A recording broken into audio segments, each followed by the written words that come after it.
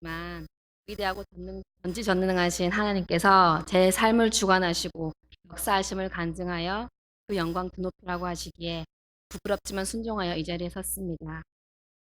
이 시간 온전히 주님께서 홀로 영광 받으실 줄 믿고 제 마음에 충만한 은혜와 기쁨을 이 자리에 계신 여러분들과 함께 나누고자 합니다. 네, 저는 모태신앙입니다. 아버지께서 개척교회의 장로의 소임을 하시던 중 제가 10살 때 하나님 곁으로 옮겨가셨습니다. 아버지는 돌아가셨지만 고3 때까지는 당연히 그래야 하는 줄 알고 교회 주일 성수를 꾸준히 하였습니다. 하지만 집과 멀리 떨어진 대학을 가고부터는 교회로의 발길을 완전히 끊다시피 했습니다. 어린 시절에도 주일 성수만 했지 성령 부음을 받았다는 느낌은 딱히 없었기에 별 차이를 느끼지 못하고 세상 속에서 제 딴에는 열심히 살았습니다. 시간이 흘러 취업도 하고 결혼도 하고 출산도 하고 남들 사는 것처럼 똑같이 살았습니다. 남들처럼 세상 탓하고 남과 비교하고 왜 나만 이렇게 괴로운 거냐고 억울해하면서 가슴에 점점 분노와 화가 쌓여가는 것은 의식하지 못한 채 다른 사람들도 다 저 같은 줄 알고 살고 있었습니다. 3년 전 향남에 살고 있는 새언니의 권유로 순복음 축복교회에 나오게 되었지만 교회 마당만 밟고 지나며 이번 주도 나오기 싫었지만 지각하면서 겨우 나왔고 약간 시간 낭비 같지만 이거라도 해야 왠지 마음이 편해.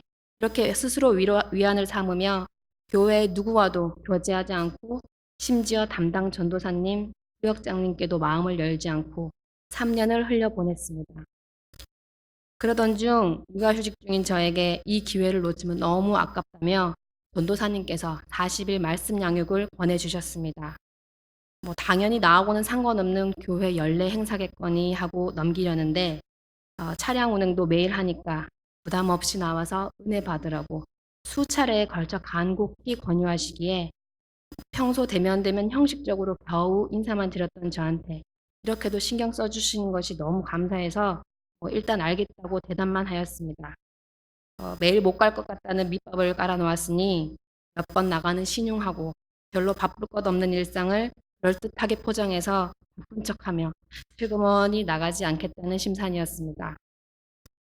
하지만 40일 말씀 양육의 자리에 참석하여 말씀을 듣는데 목사님, 사모님의 말씀이 다르게 들렸습니다.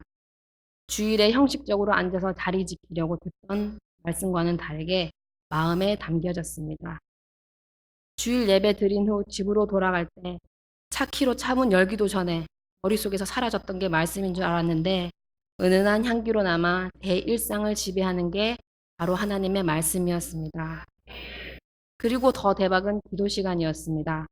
다들 익숙하신 듯 통성으로 기도하는데 저만 눈 감고 묵상으로 기도하는 척을 하며 속으로는 이성의 끈을 놓으신 것 같은 다른 분들을 두고 다들 한이 많으신갑다 하고 안쓰러워하였습니다. 하지만 며칠이 지나자 그 중에 제가 제일 한 많은 여자가 되어 있었습니다. 하나님을 떠나 있던 시간들, 그동안 끊임없이 지은 죄들을 고백하고 회개하였으며 그럼에도 불구하고 나를 놓지 않고 주님 품으로 인도하신 하나님께 감사해서 눈물이 그치지 않았습니다. 일찍 돌아가신 아버지의 품에 안겨 우는 것 같이 한없이 편안하여 눈물로 어리광을 부리는 것 같은 기분이었습니다. 하나님을 떠나 있는 동안 겪은 우울증 등을 비롯해 만족이 없고 항상 불만스럽던 삶에서 오는 눈물과는 완전히 달랐습니다. 40일 마량 동안의 저의 주된 기도 제목은 가족의 건강과 초등학교 입학한 첫째 아이의 적응, 그리고 집이 팔렸으면 하는 것이었습니다. 또 가족 중에 유일하게 교회에 나오지 않는 신랑이 함께 예배의 자리에 나왔으면 하고 더 보태기도 했죠. 사실 아이의 초등학교 입학 때문에 학교 근처로 이사가기 위해 집을 내놓은 것이 거의 2년이 다 돼가고 또 아파트가 아닌 시골의 주택이라 응답받을 수 있을까 염려되었습니다. 더군다나 하나님께 이제 막 돌아온 어린 양이 고작 한다는 소리가 제가 잘못은 했는데요. 일단 집부터 좋은 가격에 얼른 팔아주시면 안 될까요? 이렇게 구하는 것이 너무 양심에 찔려 친구의 난임, 사촌 동생의 유산 등의 기도도 열심히 하면서 사이에 스리슬쩍 끼워 넣었습니다. 주님이 계획하신 때에 주님이 뜻하신 대로 집이 팔리게 해주소서. 저번 주 화요일이었습니다. 부동산에서 손님을 모시고 왔기에 종종 있는 일이라 이번에도 그러려니 하고 주님 뜻에 따르겠습니다 하고만 기도드렸습니다. 다음 날 아침 8시에 부동산이 문 열기도 전에 계약이 성사되었습니다. 상식적이지 않은 시간에 기대하지 않았던 좋은 가격에 2년이나 안 팔리던 집이 팔리는 역사가 40일 마량 가운데 일어났습니다.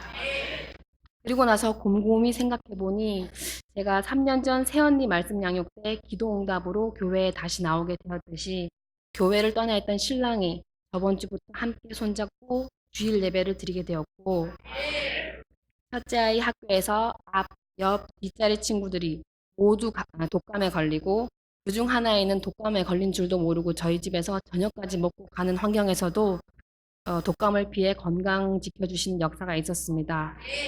네, 참고로 첫째 아이는 멀쩡하다가도 독감 예방 접종만 맞으면 열나고 아파서 3년째 독감 예방 접종을 하지 않고 있습니다. 학교 적응은 또 얼마나 잘하게 도와주시는지 그 입 짧던 아이가 밥이 맛있다고 신나하며 학교에 잘도 갑니다. 하나님께로 돌아온 저를 다시 받아주신 것만 해도 감사한데 이렇게 많은 축복을 부어주시는 하나님을 뵈면서 깨달은 게 있습니다. 세상을 향해 서 있던 우리가 해야 할 일은 딱 한 가지. 뒤로 돌아서서 주님을 향하는 것. 뒤를 돌아보면 왜 이리 늦게 왔느냐 꾸짖는 하나님이 아니라 환하게 두 팔 벌려 안아주시는 하나님이 그동안 제 발로 걷어찼던 축복들 차곡차곡 광주리에 차고 넘치게 담아두셨다가 한꺼번에 부어주시는 사랑을 경험하게 될 것을 믿습니다. 저는 너무너무 부족해서 이 자리에 설 자격도 없다 생각되고 수줍음도 많아 제 힘으로는 간증할 수 없었지만 하나님께서 복 주시는 것은 복음의 수단으로 저를 사용하신 것임을 알기에 감사하고 순종하는 마음으로 주님께 영광 돌리고자 용기 내었습니다.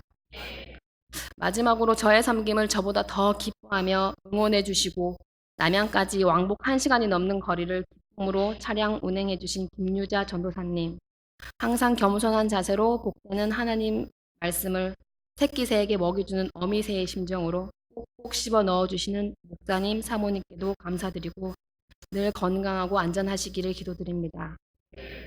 아이들이 엄마 왜 자꾸 웃어? 하며 좋아합니다. 하나님의 사랑 안에서 모두 밝고 빛나는 표정이 되시기를 진심으로 기원합니다. 감사합니다.